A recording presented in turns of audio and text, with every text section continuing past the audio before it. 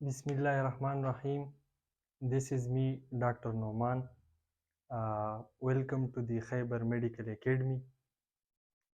आज का हमारा टॉपिक है विटामिन डी और विटामिन डी के साथ रिलेटेड डिजीज़ जो होती है।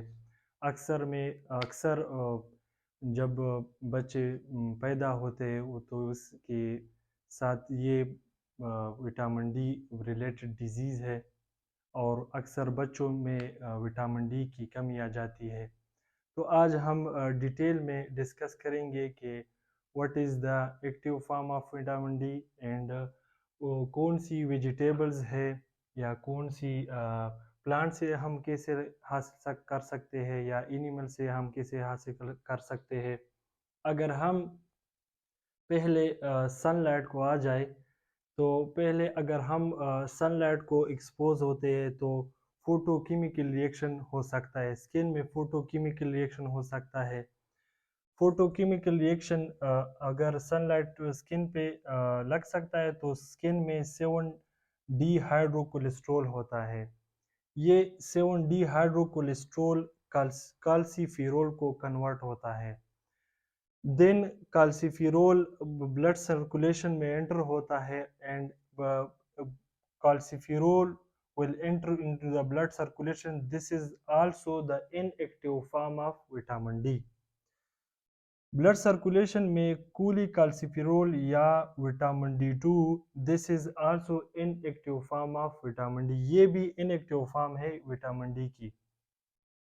ये inactive form of vitamin D coolie calciferol enter होता है लीवर और लीवर में एक एंजाइम होता है जो हम इसको कहते हैं 25 हाइड्रोक्सी कूली कैल्सिफेरॉल। ये वाला जो एंजाइम है इसको हम कहते हैं 25 हाइड्रोक्सी कूली कैल्सिफेरॉल। इस 25 नंबर कार्बन पे एक हाइड्रोक्सिल ग्रुप ऐड हो जाता है, इसलिए हम इसको कहते हैं 25 हाइड्रोक्सी कूली कैल्सिफेरॉल। ये लीवर में होता है। फिर ये 25 हाइड्रोक्सी कोलीकाल्सिफेरॉल कन्वर्ट होता है 25 हाइड्रोक्सी कोलीकाल्सिफेरॉल। ये भी inactive form of vitamin D है ब्लड सर्कुलेशन में। फिर क्या होता है, ये 25 hydroxy cholecalciferol kidney proximal convoluted tubule and loop of Henle हो जाता है and proximal convoluted tubule there is one enzyme which called 1-alpha hydroxylase। ये enzyme kidney proximal convoluted tubule में है और ये वाले एंजाइम हाइड्रोक्सिलेज ये लीवर में है। यहाँ 25 नंबर पे हाइड्रोक्सिल ग्रुप ऐड होता है लीवर में और यहाँ 1 नंबर कार्बन पे अनदर हाइड्रोक्सिल ग्रुप ऐड होता है। तो ये एंजाइम क्या करता है, ये एंजाइम 1-अल्फा हाइड्रोक्सिलेज एंजाइम कन्वर्ट करता है 25 हाइड्रोक्सी कोलीकाल्सिफेरॉल जो inactive form of vitamin D है। ये कन्वर्ट करता है 125 हाइड्रोक्सी कोलीकाल्सिफेरॉल। तो इस पे और हाइड्रोक्सिल ग्रुप ऐड हो जाता है। ये काम किडनी प्रॉक्सिमल कन्वोलेटेड ट्यूब्यूल में होता है। This is the active form of vitamin D. ये active form of vitamin D ये जो पाथवे है ये तो सनलाइट की वजह से हुआ। जब हम स्किन एक्सपोज करते हैं सनलाइट को तो ये फोटोकेमिकल रिएक्शन करते हैं। दूसरा रिएक्शन या दूसरा रिएक्शन अगर हम इस प्रोसेस इस साइड पे आ जाए तो इस साइड पे हम डायरेक्टली इनटेक करते हैं कूली कैल्सिफेरॉल प्लांट से भी और एनिमल से भी। प्लांट से अगर हम कर सकते हैं ये कोलेस्ट्रॉल या कूली कैल्सिफेरॉल, इसको हम कहते हैं अर्गो कूली कैल्सिफेरॉल। और जब हम एनिमल से करते हैं तो हम इसे कहते हैं coolie calciferol. This is the cholesterol ring. अगर हम एनिमल से कूली कैल्सिफेरॉल इनटेक करते हैं तो फिर क्या होता है, ब्लड में ये active form of 125 hydroxy cholecalciferol या इसको हम दूसरा नाम कहते हैं कैल्सिट्रायोल, ये ब्लड ये जीआईटी इपिथेलियल लाइनिंग को आ जाता है और यहाँ transcription and translation messenger RNA पैदा होती है और इससे इसके बाद स्पेसिफिक प्रोटीन पैदा होता है जो हम इसको कहते हैं काल बाइंडिंग या कैल्शियम बाइंडिंग प्रोटीन।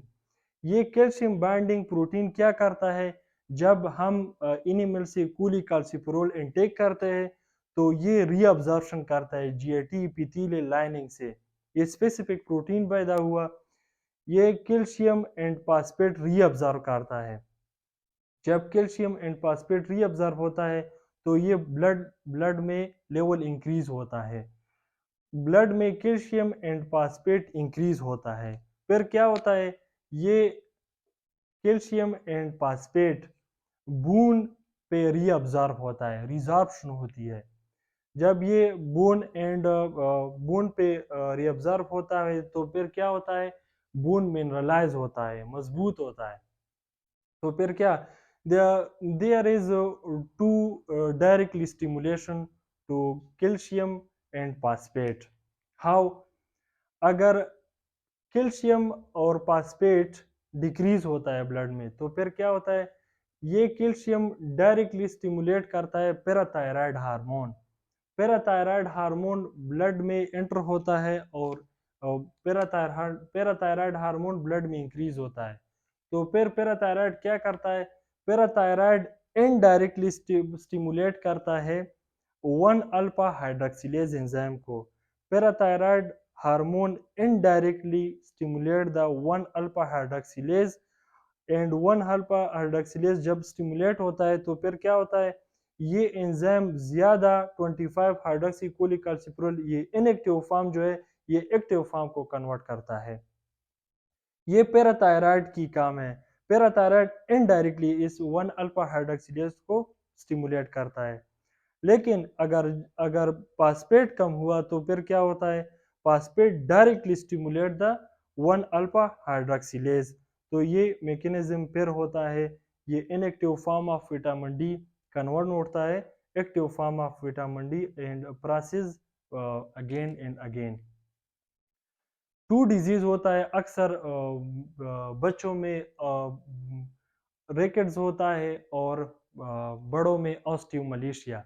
रिकेट्स बच्चों में अगर विटामिन डी की कमी होती है तो हम इसको कहते हैं रिकेट्स डिजीज, और अगर एडल्ट में या बड़ों में या एल्डर में कम हो जाता है तो हम इसको कहते हैं ऑस्टियोमलेशिया। इसके साथ रिलेटेड टू डिजीज होता है तो हम इसको कहते हैं ऑस्टियाड। ऑस्टियाड जब बच्चे पैदा होते हैं और हम इसको कैल्शियम और फास्फेट नहीं देते इन्वायरमेंट से तो फिर क्या होता है, कैल्शियम और फास्फेट लेवल की कमी होती है। जब इसका कैल्शियम और फास्फेट की कमी होती है तो क्या होता है, बून मिनरलाइज नहीं होता। जब बून नहीं मिनरलाइज होता तो क्या होता है, ये जो बून है ये बेंड होता है, बेंडिंग की बीमारी होती है अक्सर बच्चों में। और अगर एडल्ट में कैल्शियम और फास्फेट की कमी होती है तो फिर क्या होता है, इसमें फ्रैक्चर ज्यादा कॉमन होता है। रीनल रैकेट डिजीज भी कॉमन है। रीनल रैकेट डिजीज में क्या होता है, रीनल रैकेट डिजीज में alpha one alpha hydroxylase enzyme की डिफिशिएंसी होती है। जब इन एंजाइम में डिफिशिएंसी होती है तो फिर क्या होता है, ये इनएक्टिव फॉर्म एक्टिव फॉर्म को कन्वर्ट नहीं कर सकता। तो इसमें क्या होती है, कैल्शियम एंड फास्फेट रीअब्जॉर्प्शन नहीं होती। ये भी इसके साथ एक रिलेटेड बीमारी है। तो इसके साथ साथ साइड इफ़ेक्ट भी ज़्यादा है। अगर हम इन्वायरमेंट से कैल्शियम एंड फास्फेट ज़्यादा लेते हैं, कैल्शियम ज़्यादा मिल्क में, लीवर में, दूध में और गोश्त में ज़्यादा, और गोश्त में ज़्यादा है। अगर हम ज़्यादा लेते हैं तो फिर क्या होता है, ब्लड में इसकी लेवल ज़्यादा होती है तो नाजिया, वोमिटिंग, एब्डोमिनल पेन ये भी इसके साथ इसके रिलेटेड साइड इफ़ेक्ट है। इसके साथ लीवर डिसऑर्डर अगर जब इस एंजाइम में डिफिशिएंसी या इस एंजाइम में डिफेक्ट होता है तो फिर क्या होता है, इस 25 नंबर कार्बन पे हाइड्रॉक्सिलेशन नहीं हो सकता।